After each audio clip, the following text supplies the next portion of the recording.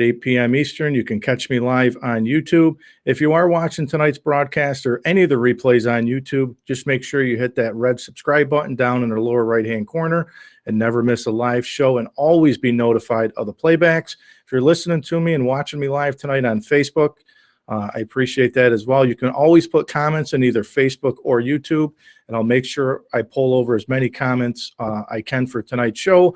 If you have any questions for any of the guests that come on the Rock Pile, you can always put the question in there as well.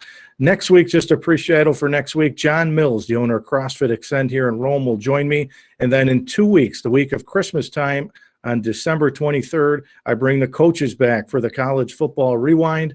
So I'm excited for that. I'm booking right now to the end of January into February. So if you know a small business owner, coach, athlete, anybody that's looking to tell their story, just reach out to me and we'll get them set up here to come on the Rock Pile. So without further ado, tonight's special guest is the president owner of Engelbert's Jewelers in Rome, Sarah Engelbert. So let me get Sarah. We were talking before we went live, so let's just bring her on the broadcast. 3, 2, 1. Let's see. We were playing with boxes earlier, and there you are. How are you, Sarah? I'm good. How are you? Good. Nice to have you on here tonight. Thanks for having me. You're welcome. And this was actually one of the shows that I got a lot of people that messaged me and said, beware, because Sarah could talk. I can. And I said, those are the fun shows, right? The ones that are the interactive ones. And we've had a lot of fun with a lot of the guests on this show. And I'll tell you, I think I've learned more about businesses in the past 3 months than I probably knew my entire life. Sure, absolutely. So, Sarah, I'm going to go easy on you to start. And I told you never know where we're going to go. But I want to start back with your earlier days, your high school days. I want to talk sports a little bit with you because you were a standout field hockey player at RFA and then went on to play at Hartwick. How much field hockey have you watched since you've been out of high school and out of college? Oh, I don't watch it often enough because it's generally not on television. Although I will say there's been some Division I games that I've seen, Syracuse, Virginia, lots of different that I'm trying to show my kids just to show, what I did because they don't know field hockey. Mm-hmm. Although I will say when they were younger, we did go back to Hartwick and the kids got to play on the turf over there. So that was a lot of fun. But I don't get to watch. I haven't been back to a game, sadly, at RFA in a couple of years, mainly because my kids are now playing soccer. So that's usually where I am, is on the soccer field. Yeah, I mean, I've watched a lot of field hockey days in my life, and I remember watching you play. Mm-hmm. And, you made the comment to me this week when we were talking on the phone, the game is so much faster, it seems. I always knew there were a lot of whistles, but I feel like now when I watch a game, there's more whistles now than there ever was. Well, the last game I watched, the rules have changed so much. It doesn't seem like, even though the whistle's blowing, it doesn't seem like there's a lot of stoppage time. Like the whistle blows, they're playing again already. It's crazy. We were just watching a game, a couple of weeks ago, and even the corners are different. They have to wear all the safety gear, and so they stop to do that, put all the safety gear on, and then all of a sudden when the play's over, they're chucking everything on the sidelines and running up. It was crazy to me to watch that. That's something that's totally new for me. And Sarah, you played for the legendary coach, Hall of Famer Linda Harjung, and Carla Till was a member of that staff. Yeah. What were some of the things that you learned from playing for both Linda and Carla? Well, Carla was sort of like the cheerleader on the sideline. She was always the pep talk person on the sideline. She would pull you aside when she felt Linda was being a little hard on everybody, which I was okay with, somebody yelling at me on the sidelines. I had no issue with that if I was doing something wrong. Linda was one that basically always instilled in me that you got to put in 100% all the time. However you practice is how you're going to play. And that's what I keep trying to tell now my kids all the time. My son plays soccer, and he's been has played JV the last 2 years, and my husband's the coach. So I hear the other end of the coach's side and the player's side. So I always tell Jack, you got to put in the effort all the time, even during practice. And that's the biggest thing that I learned from her. And I always like to talk too, because I played for some of the older coaches that are retired, the Tom Hoax, the Coach Evanses of the world, the Coach Myslinski's. And a lot of people say, I'm like you. When a coach would get in my face and yell at me, Okay, shrug it off, go out there and play harder, practice harder. Nowadays, a lot of those types of coaches, they never survive. No, no, there's so I mean, there was the Rutgers basketball coach got Mhm. fired because he pulled on a guy's jersey. Yeah, I'm yeah, like, I saw much worse than that in college. Not absolutely. necessarily from my coach, but from the other Right. coaches. And then Sarah, so after, RFA, you went on to play at Hartwick. How'd you Yep. find Hartwick? What interests you the most of, going there? So field hockey. I always say now that I went to school and got a major in field hockey, a social or a minor in social life, and I ended up also getting a BA in English somehow from 4 years. But I loved the coach. I went and met the coach. I was there as a sophomore because a friend of mine was looking at the school. So she basically said to me, I can't talk to you at all. And so I had to leave her office because she wasn't allowed to speak to me. So as soon as I could talk to her, I called her right up and said, I'm eligible now. I want to come up. I loved the campus. I just that I felt that's exactly where I should be. And we had a ball for 4 years on that field hockey team.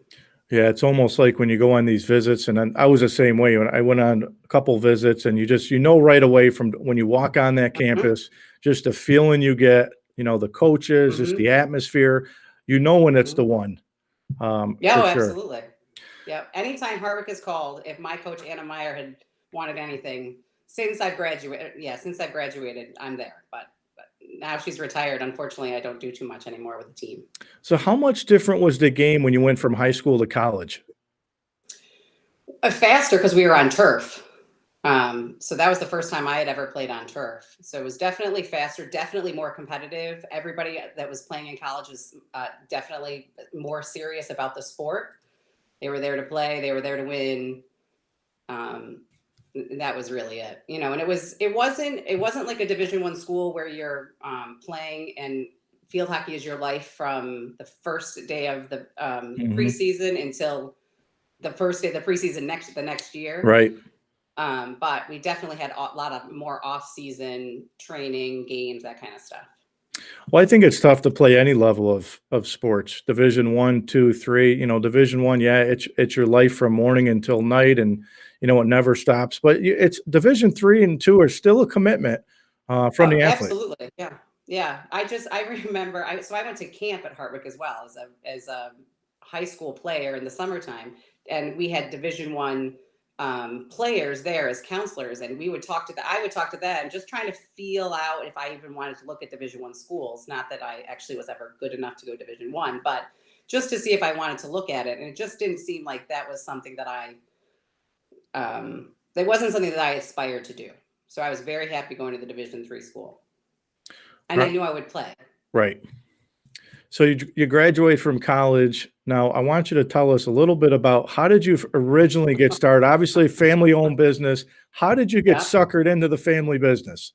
Well, so first I went and I was a ski bum for a year out in Utah because I said that was something that I always wanted to do. So I did that whole thing, and I happened to be at a party out west, and somebody came in on a motorcycle from the back door, did like a donut inside the living room and went out the front door on a bicycle in the middle or on a motorcycle in the middle of a party. And I remember calling my mother the next day saying, I'm ready to come home and be with adults. Does dad still, because my dad had called to say, did I want to try the family business? So it sort of all came together right after that party. So that's when I came home.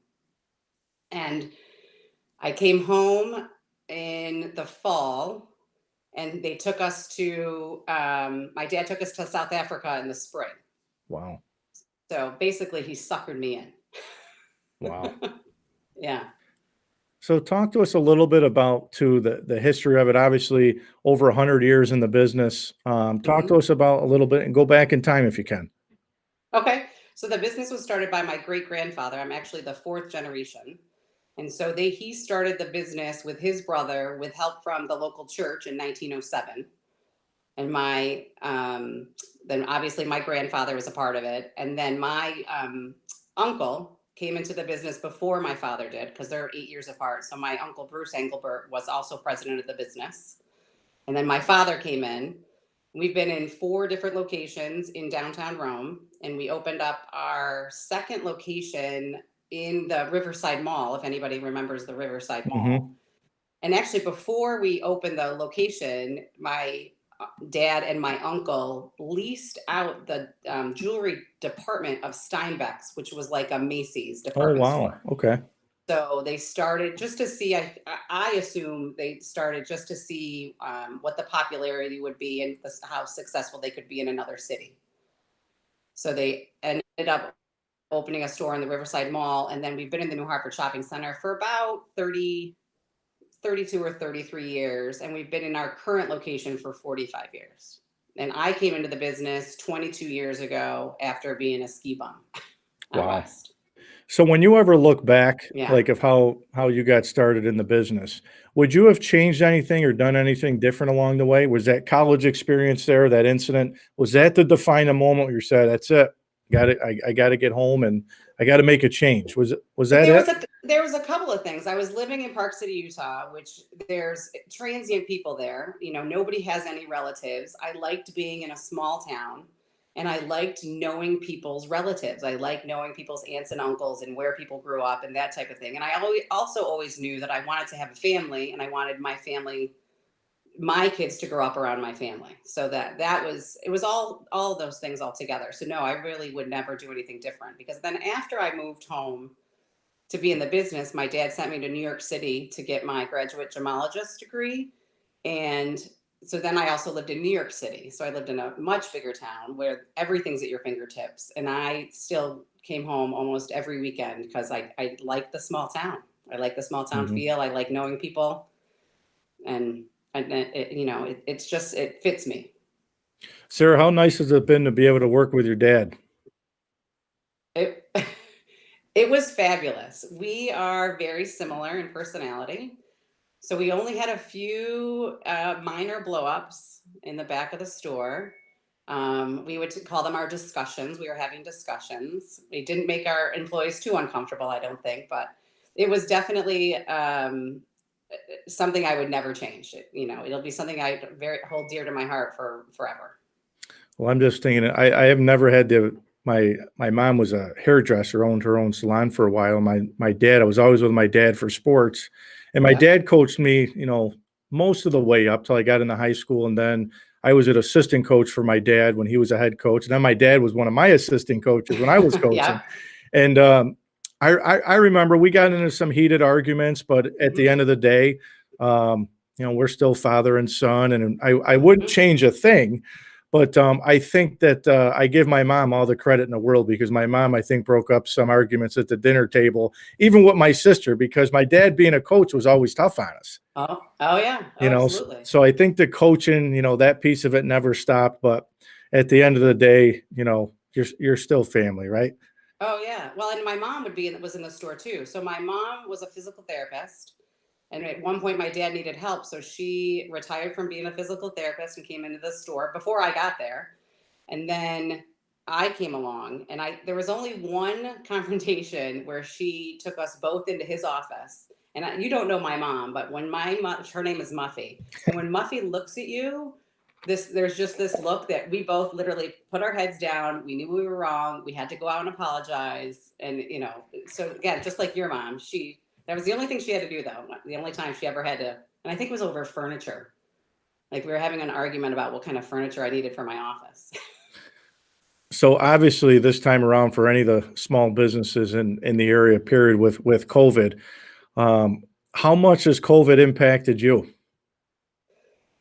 I will say I've been very lucky with, again, I think it's because we're in a small town. We know a lot of people. I've had a lot of people that don't even shop with me on a regular basis that really tried to help out while we were closed, buying gift certificates, calling me up because we were closed during Mother's Day, reaching out.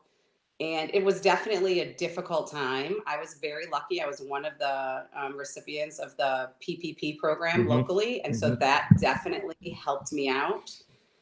And I will say now, the people that still have disposable incomes can't travel. And so we are the lucky recipients of at least that part of it. We have a lot of very loyal customers that are whether or not they're trying to help us out by buying some things or choosing to do that because they're not, they're not traveling. Yeah, and I think just about every small business owner I've had on this show have said the same thing. The local support from the Mhm. community has been fantastic.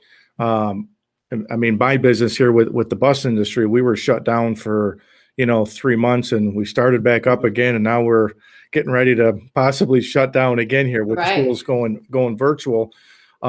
If there's another complete shutdown, what's that do? Yeah.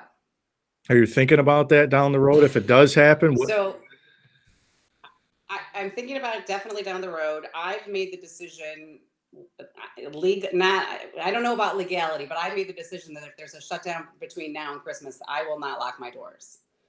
I believe we are a very safe environment. We're cleaning all the time. I can definitely keep it to 5 customers in the store, which is well below our fire code.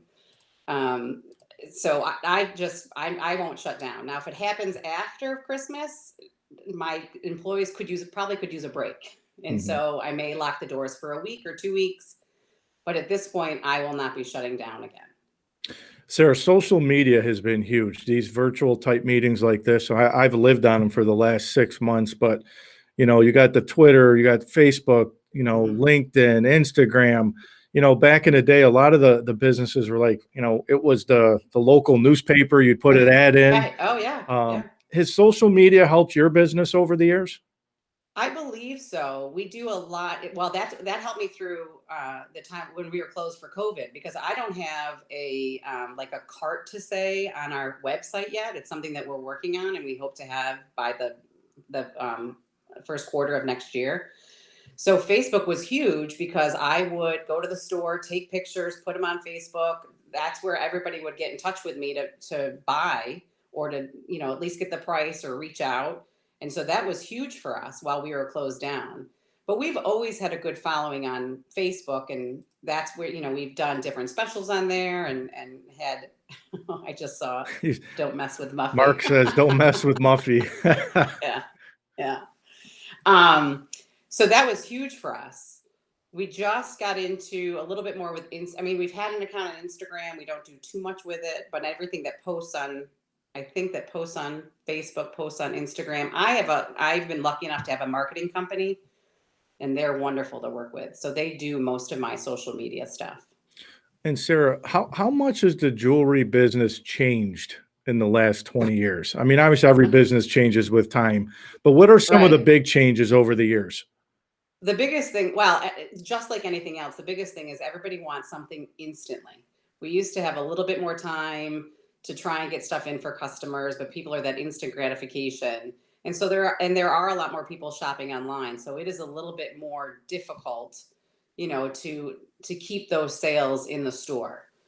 But even just what we're selling in the store, not necessarily jewelry related, just for our business. We put in Vera Bradley, which is purses, a couple of years ago.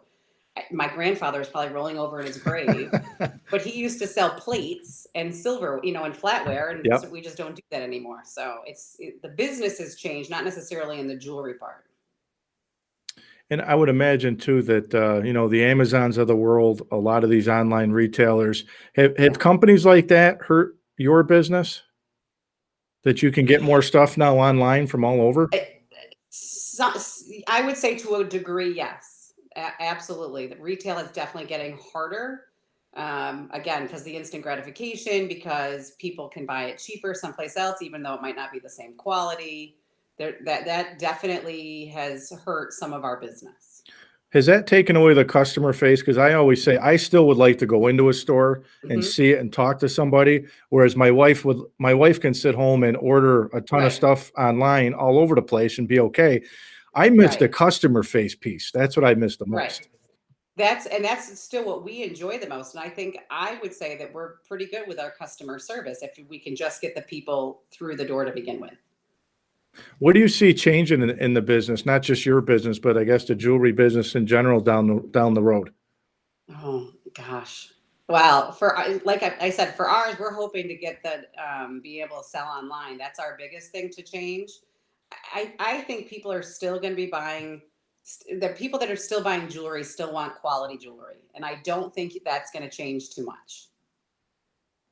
So let's talk a little bit about the jewelry that you have. If we can start with maybe some of the bridal stuff. I know you guys have the engagement rings, wedding Yep. bands, and some Mhm. different sets. What are some of the popular items? If you want to talk through some of them.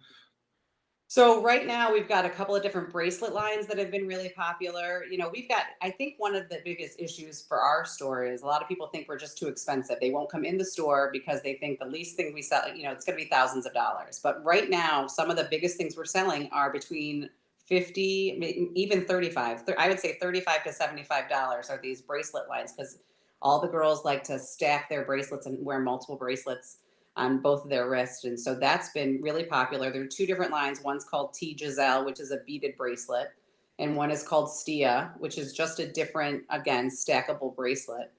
And then there's always the very classic diamond stud earrings, pearl stud earrings. Those are the most popular items still today. I was talking to somebody the other day, and we were saying, when you think jewelry, you think the holidays, right? Valentine's Day, Mhm. the Mother's Days, and when it's not a holiday, I'm like, how many people go in and actually buy jewelry? Yeah. Yeah. So I Well, was, yeah. Go ahead. no, go ahead. I didn't mean to cut you off. Well, no, we love when guys come in and they're like, "Oh, it's just because." We always joke around like, "Oh, do you have a brother? Do you have like, oh, talk to my husband?" But there's a lot of people, and there's a lot of women that are buying for themselves. I've got one customer that it's funny. She comes in for me to change her watch, her watch links or take links out, and she's always buying a bracelet for herself or for friends, just for birthdays and that kind of stuff.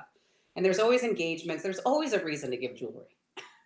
Now, are there like, I mean, I guess pre-COVID, because nobody's probably doing a lot of traveling right now, but like Yeah. pre-COVID, are there like different events that you would travel to? Do you look at different styles, different brand Hmm. names? Yep. Yep. So I usually go to at least two shows a year that are all over the country. I'm part of a small buying group called the Independent Jewelers Organization, and there are about 900 jewelers across the country that belong to it. So usually we go twice a year and it's usually in the just after Valentine's Day, and then sometime in the summer to get ready for the fourth quarter. And then we started again. My father used to go every year. He used to go to Antwerp, Belgium every Wow. year to buy diamonds. And so we started that again a couple of years ago because you go direct to the source. So I watch them cut diamonds, I watch them sort and grade and everything. And so that's another thing that we started doing again. Of course, we haven't obviously since COVID, but it's something we will start again as soon as we're allowed to travel, as soon as other countries will have us. Right. Well, and what's the process when you go and you look at new work and do you say, well, this is something I think we want to sell? I would imagine that you have your own taste, different styles you want to stick to and try something different. What goes Yeah. into all that? Oh, so I don't go myself because again, there are a lot of pieces sitting in the store that I loved that nobody else seems to love. So I have to have a different perspective. So one of my employees, either my sales manager from the Rome store or my office or my manager in the New Hartford store go with me. And then there's probably anywhere between 100 to 300 vendors at these shows. And it really comes down to we try and get a lot of the trends that are usually up and coming. And we can see that because of the buying group we're in. There are stores that are in other areas. I always say that if it's popular somewhere else, Rome is about 3 years behind, or upstate New York is about 3 years behind. So I sort of watch what other people are selling and then try and gain momentum as it's coming, to our area.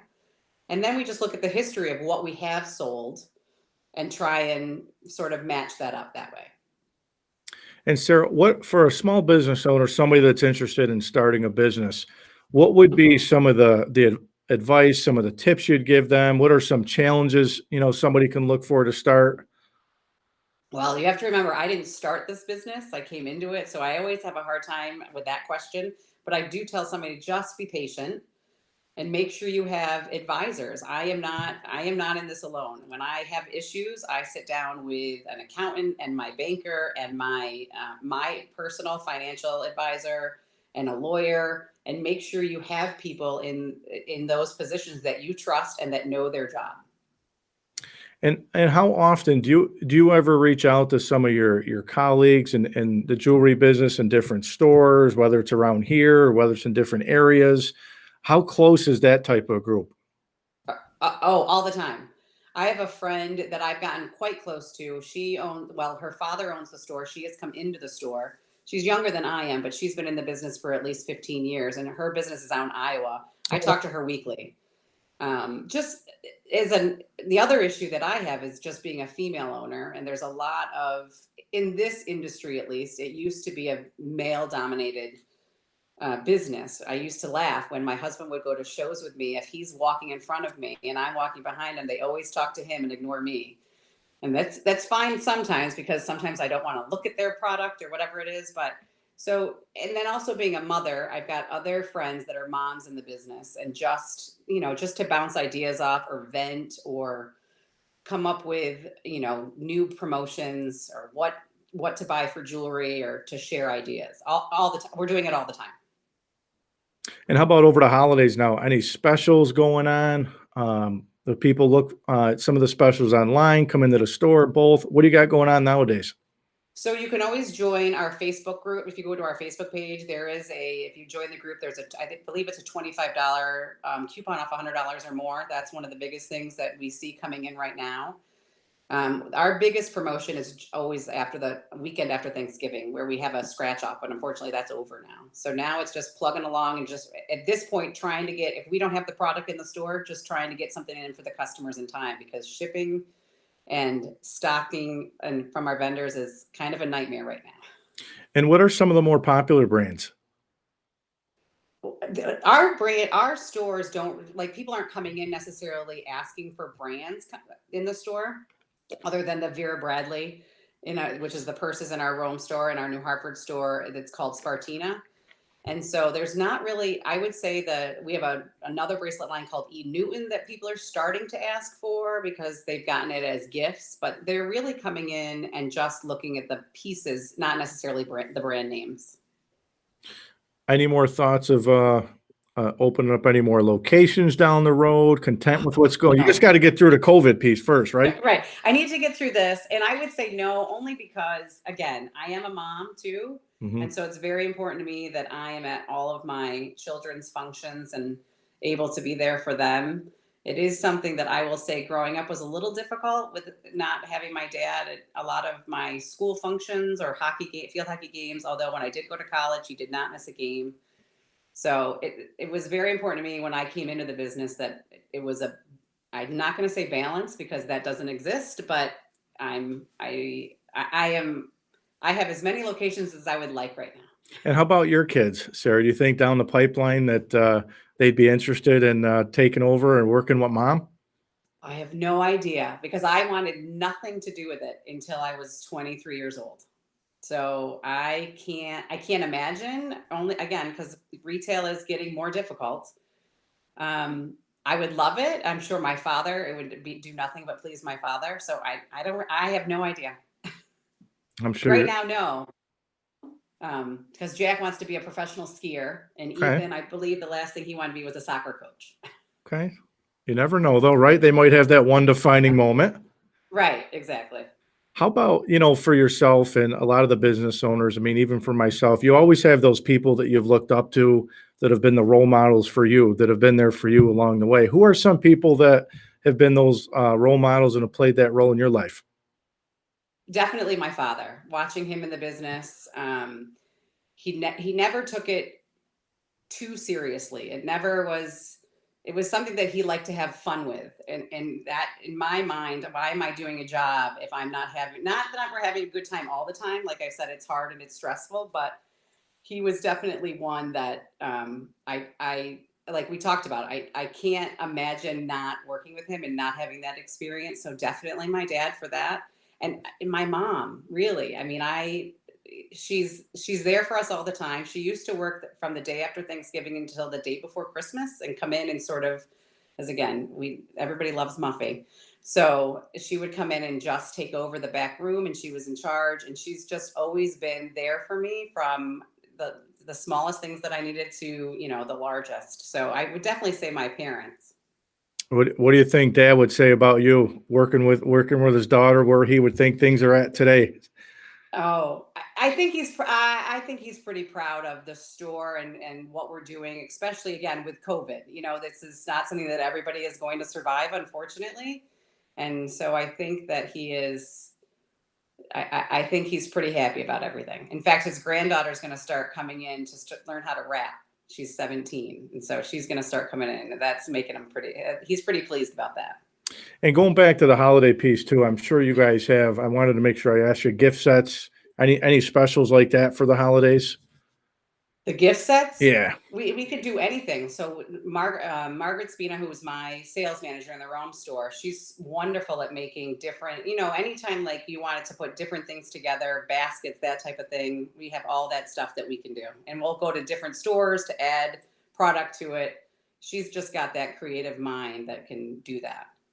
And going back to the sports piece too with the business, you and I talked about this a little bit the other night, but I always say that sports relate to the business world, especially in a management role or any role, right? I always say in my jobs, I'll hire that former athlete tomorrow because of that competitiveness, that will to win, that drive. How has sports helped you in the business world? I think right now, well, or the whole time, it's just the persistence. Just the persistence and putting in the work and getting things done, getting things done. The biggest thing is putting in the work and being persistent about it. And knowing that if you put in the work, hopefully it's going to be brighter on the other side, especially right now, thinking about that, just what can happen with everything going on. Was there ever a time where you said, I don't know if this is really for Uh-huh. me, is this really the right path? Did I make the right decision? Did you have that moment or two, I guess? Oh, yeah, absolutely. Multiple times. I always, every once in a while, I'll say to whoever I'm talking to at the time, like, I don't know what I want to be when I grow up. So absolutely, there's been some dark days where I'm like, this is not, it's not working. I'm not happy. But again, the persistence and putting in the work and remembering why I did it in the first place. Yeah, I think that's huge. But I always say, you can never look back. Don't look back. Whatever happens, happen. Look Yeah. ahead. And um, obviously such a rich tradition with your business and the family history of it.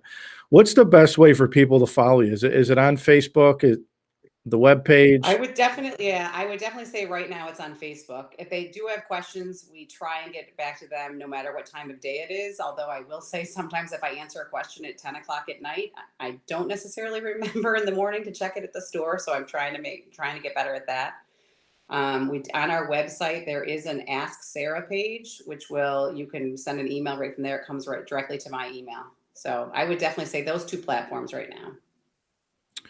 All right. Is there a best phone number to reach you at? I can Yep, we post. can call the Rome. Sure, the Rome store is 315-337-3100.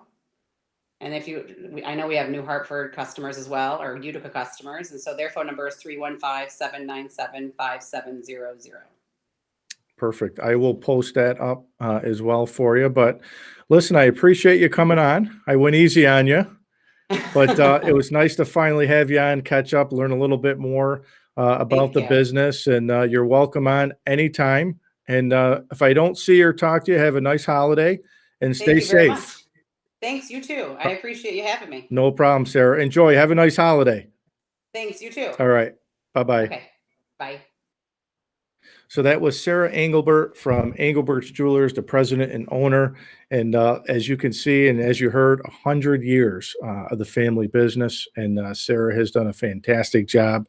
Nice to see another family-owned place.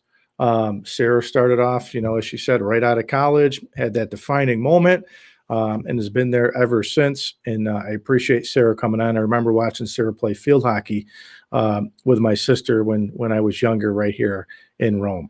Next week on the Rock Pile, John Mills, the owner of CrossFit Extend, will join me. And then in 2 weeks, I bring the coaches back for the College Football Rewind. I'm excited for that show.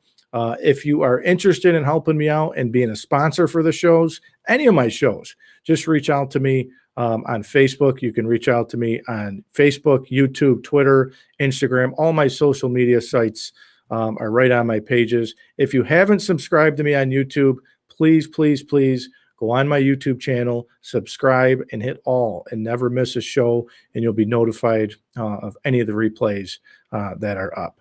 So on behalf of myself tonight in the Rock Pile, as I say every Wednesday night on this show, the Rock Pile is where dreams become reality. Enjoy your weekend.